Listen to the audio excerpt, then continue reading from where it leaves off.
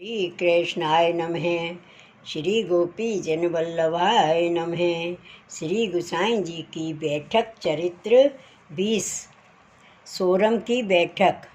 श्री गुसाई जी की बैठक श्री सोरम जी में श्री महाप्रभु जी की बैठक के पास है। वहाँ श्री गुसाई जी विराजे। सोरम घाट स्नान करके अपनी बैठक में पधारे।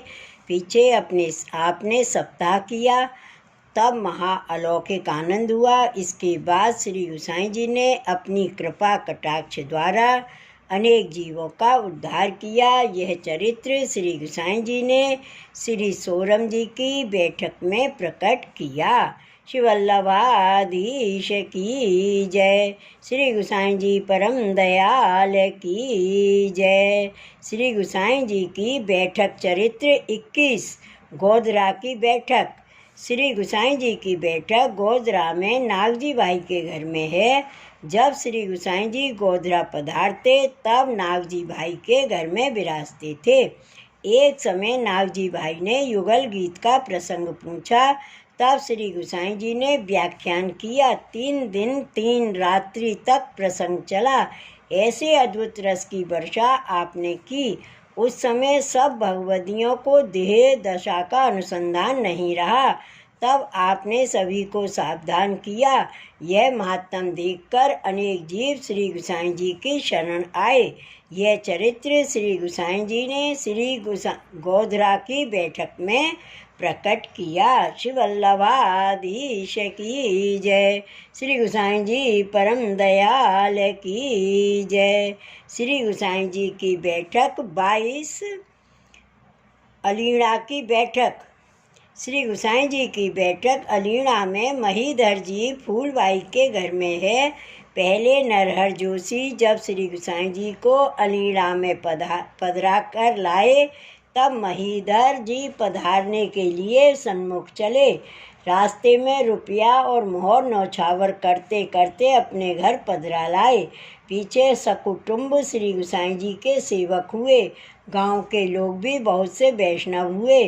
तब महीधर से फूलबाई ने प्रार्थना की, राज कृपा करके श्री ठाकुर जी पधरा दो। श्री गुसाई जी ने श्री मदन मोहन जी का स्वरूप पधरा दिया तथा सेवा की रीत सब बताई तथा कहा कि नरहर जोशी कहें वैसा करना। पीछे महीधर जी और फूलबाई ने श्री गुसाई जी की भली भांति सेवा की। पीछे श्री गुसाई जी ने वहाँ से विजय की। यह चरित्र श्री गुसाई जी ने अलीणा की बैठक में प्रकट किया। श्री गुसाई जी परम दयाल की जय। श्री गुसाई जी के बैठक चरित्र 23वीं। असारवा की बैठक। श्री गुसाई जी की बैठक असारवा में भाईला कोठारी के घर में है। जब आप राजनगर पधारते थे तब भाईला कोठारी के घर विराजते थे। लाक्षबाई भाट श्री गुसाई जी की सेवक थी। इसका भाई अधिकारी के पास रहता था। इसने अधिकारी के पास चुगली की, मेरी बहन श्री गोकुल के श्री गुसाई जी जो असारवा में विराजते हैं उनके पास रहती है, घर पर नहीं आती है। तब अधिकारी ने कहा, असारवा चलो। अधिकारी असवारी करके आया। उस समय श्री गुसाई जी की बैठक में गादी तकिया पर विराज रहे थे। लाक्षबाई पंखा की सेवा कर रही थी। तब श्री गुसाई जी से वैष्णव ने प्रार्थना की, महाराज अधिकारी आ रहा है, आपने आज्ञा की अधिकारी को आने दो। तब अधिकारी ने आकर देखा, साक्षात ईश्वर विराज रहे हैं। अधिकारी ने साष्टांग दंडवत की तथा प्रार्थना की, महाराजाधिराज मैं आपकी शरण हूँ। तब अधिकारी ने 10,000 रुपया भेंट किए। श्री गुसाई जी वस्त्र देने लगे। तब अधिकारी ने विनती की, महाराजाधिराज कृपा करके ऐसी वस्तु दीजिए जो मेरे मस्तक पर सदैव विराजे। श्री गुसाई जी ने तब सुपारी दी। अधिकारी ने दंडवत कर सुपारी को पात्र में रखा। पीछे अधिकारी ने प्रार्थना की, महाराज 7 वर्ष से यहाँ वर्षा नहीं हुई है, इसके कारण यहाँ के लोग बहुत दुखी हैं, आप कृपा करिए। आपने आज्ञा की, तुम दरवाजा में भीग कर जाओगे।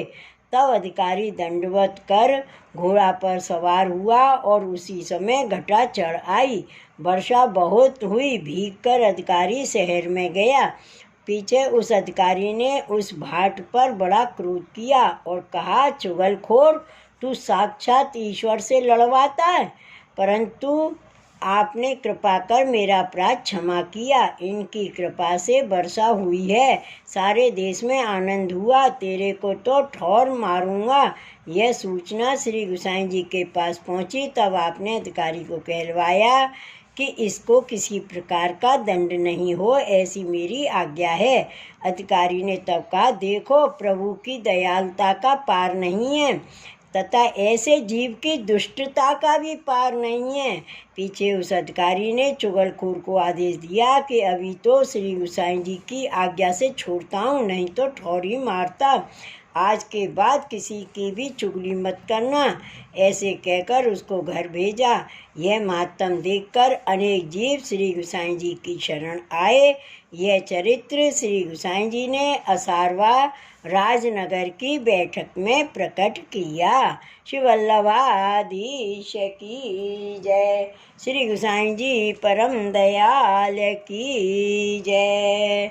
जय जय श्री गोकुलेश, जय जय श्री गोकुलेश।